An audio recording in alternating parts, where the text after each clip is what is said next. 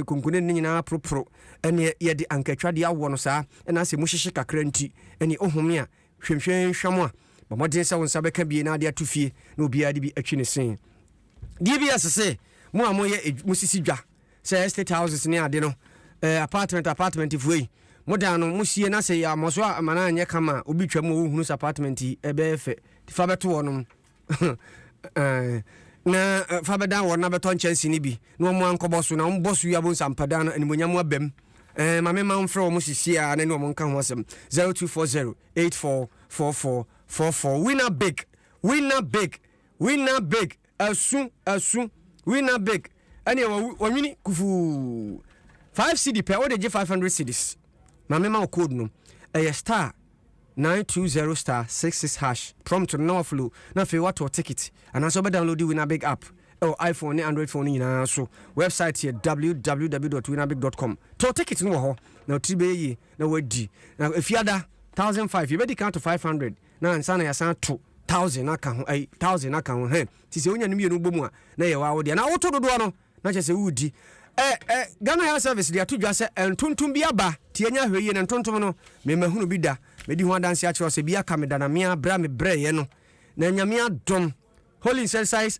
spray ni coil adaroma me di mienu no ebomu me spray me hoade coil ni sisi animu no kwa omunyina akọ enti eno ne dia aba so se wo pe bi dia ne holy da na kronkron holy exercise spray ene coil be mo da na ho kron afi somwe na yankwa santimantamu na kodwo bi miriku ensom na de ono so apoto ho no wonfa entra so mai kodwo som nyankwa Nana de Mukuma Somu Ewo Inshira 104.5 Asante Mantem crossover dia mejeso eye amansan chiame kwachobe emrekuna enen samna doso pa na mi frase dia ye frase ewo race course edwam ene na adwadifo ma ewo ho wo mo afrense ntwofo samomra na ye motu man bia sanse wo matrase ye hu se akato na bro na efie nwotwe no aso anesa nti omohwe emwo omde boa MPP amanyuku ebre a wo mo bontoa ewo afimpinu ene edunsi ewura ma ba afimpinu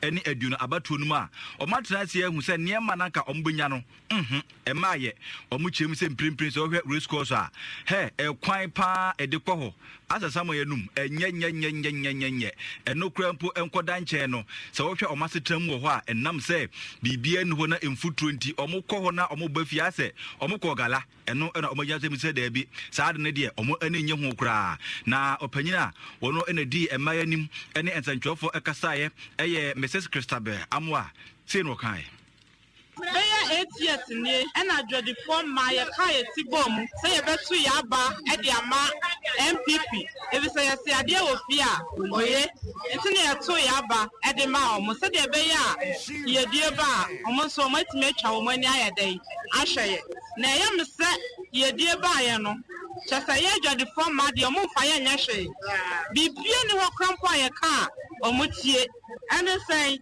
hwe profro mu dwa aka nrum na nka ye mma aye wo ha ye ni baby ti na nka omonya ho no mpoyie na yetimi ayedai edidwa ewo ho omanye hwe central market na aka nrum eno nso yentimi anye samre yi a abatuo ye ba bekoso yi ubehu se bia ye amabobodin na omo ankasa nim se wo se omoye na omanye no mudi mfidie ebekwa akosi wo se omoye na jose dia na omo pa kire na ya dira mo pa kire woto aso chiremu se ade bi yom nwanwa omunyina chiremu se wohwe asante mantem ha enya ade se omoto aba edema NDC amanyuko no nanso NDC ba ne mpuntudwuma wo pia go asante mantem ha no omuhu bi da eno mu chem se sidi aye ne de afia bato na omo beto no omo enkoto no se mifi asante mamtie ne ya meto mpipi na emom omo behwe ba bia mpunto betime firaba ansa no mato aba ye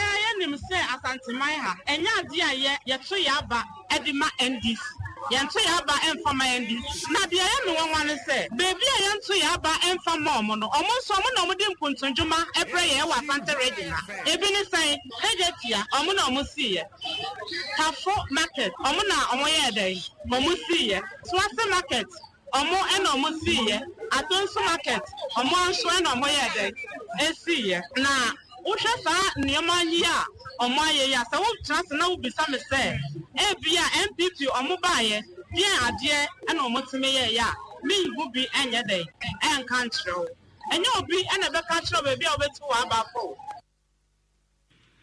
na ne krakra mu ana wo kire se na adan omote hwa na Yakobo Dr. Matthew Opoku Prempedi se wono e na embe tuapa mu ema MPP amanyukura mo chem se hwe ye pempuntuo enya kandifu asansa kandifu egu Asante mantem ya still na ye bre no dabi enti enunti na Dr. Napo de enunti na Dr. Bawumia de Napo ba ne dia eno de dabi onsan ko na chibiem obi a watsina akonya so for 20 years na Asante region higher no wo no hu e how any amania aye kom na ontime mu aye de na me ba chewo samre ya ye Bawumia aye no as running mate e na obetwa nani aba be hwe ya na eni no bebre na si e wodwan mu e hat me hye ene ade bisa no se da ban ene wa ba ha sei atu nani ahwe na kampese wa solve ye problem e de amaye se ye Bawumia e fi se what the Napo eba because of where Santina now free Asante region and you better ya ba manwa and you know obua se about one I better no yen some man like baby yen sha baby you free and ya to ya bo you better the obet made him puntio about Santimai or no you better no Etienne, a dreadful former nay, or more our race course, and our money, Adom Kasiebo, Como, and of which is 0 about 1 year, or more ever to a dia pre and putu, and yes, a bia me free habia. Now, Mammy, a year Cassianina, ewo, and ye, medicine canter assistant, Nasa, if we, and nay or more I or more afternoon, shemu, our prempe assembly hall. Now, and no, I can't be a many penina, wada, a kui, ano, a constant, a Rubin, a babe. Watch my chest says, I watch Edmefua, one more a pharmacist, our private and NASA government now. A dear Bakwe, how Mopaya Katriasem, any Omakatriano, Fiancé or Wernum, or most watcher and Kofof more matches and Cabaya, one Paja a Katrianuma, woman, and so Kamako say, I who Buada, one more HMHSM, Edmefua from a medicine canter assistancy, one more the Frafren room must be I have Fontino, say Akatriasam Nanya, na Adrimbone a yabum trima, Wajina so at one a fat one Edman FC. Salary issues have also become a whole lot. Employer will just look in front of an MCA who is working for about 12 hours and say, I'm paying you 500 cedis. In fact, it is an insult. But most of the time, since the MCA is desperate looking for a job, the MCA will take it. At the end of the day, it becomes another issue.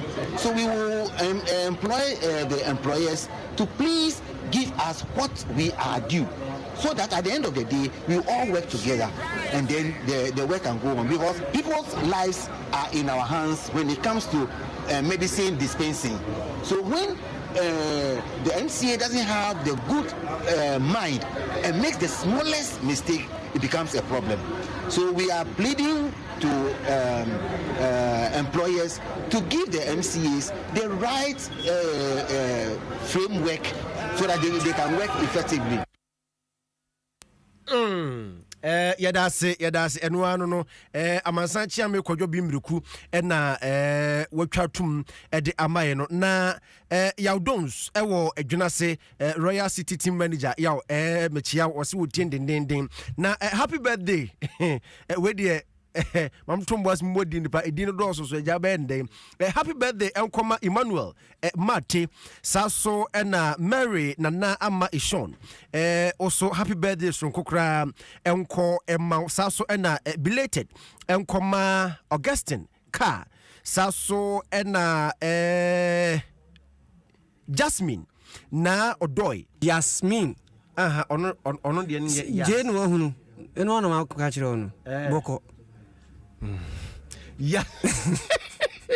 Yasmin na Odoy happy birthday enko emma munyina mudi mujuma ewo Deloitte efri mwankasa mo managing partner Daniel Kojo Owusu ho na ose yemfa emamo ene staffs ningina na omo ereshim happy birthday enche we call voice of the day na fi yakwakofe na ose happy birthday enkoma Laurentia Obin Lolo ose nyamenye okese na bibia ohwe bia no obade emfa no mu happy birthday na happy birthday kese pa nkoma mia me bra yakobia wo Kumase adum enkane PNT New York City ho dodo na from father Ashanti region Barbers Association wa woni pani abedi akira wo ho minim zizi ya pagya mu a bro happy birthday nkoma nyame nhyiraw onhyiraw no onye okese na we free nadmo coordinator ho kasoa ne mpotem wo se ne baba ya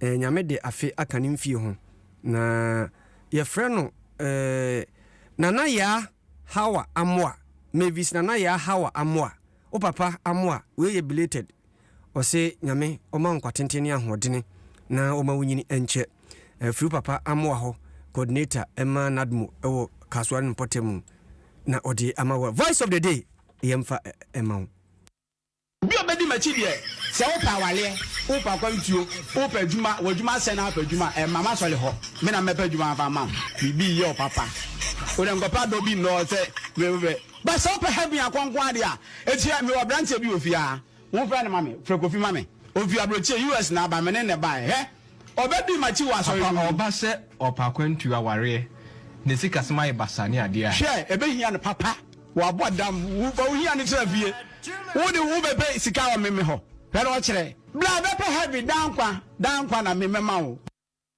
sorry na gu Sorry no go. Ngui. Na omo a oyi omo fi wonu so omo ne doso. O kirem se ontimi mompa e mawusi. Na ntina mse aso na gu no. Okay. Sanse omo no a oyi omo afiri mu no. Omo ne doso on beba. Heaven for no so. Obeka jo se heaven ni ebedie. Ozo abodam papa. Onde jai. Ndi. Yo so for ayer na Hakim. Ya de dia de fra ayer culture. Oye photographer. O mampani atran ye. Ene yese obo ade yese o man kwatenteni ahodene na bibia ne kama. Na okoma nkra antimi amafie. Say na England for them say omo aye yen so. Yes, a version on Black Stars version. Yeah, that be a teacher, your brother. And me uncle Fee. Never that coffee. Say, almost 8 years, uncle. 8 years. Fine, you know. Now, you say England for national team, no. Be in Fipete Pepe, I be saying the coaches of Master Sakura, Embro 12. Embro. And best, I just want to be 12. 11th coach in a year, Papa, or the subject. Now, coach, ya or de, and a 4 coach ni dindi ana fopo obede ajeka so obri abo afenta obiti fenta kura obechira ze eno ana bona anafo epono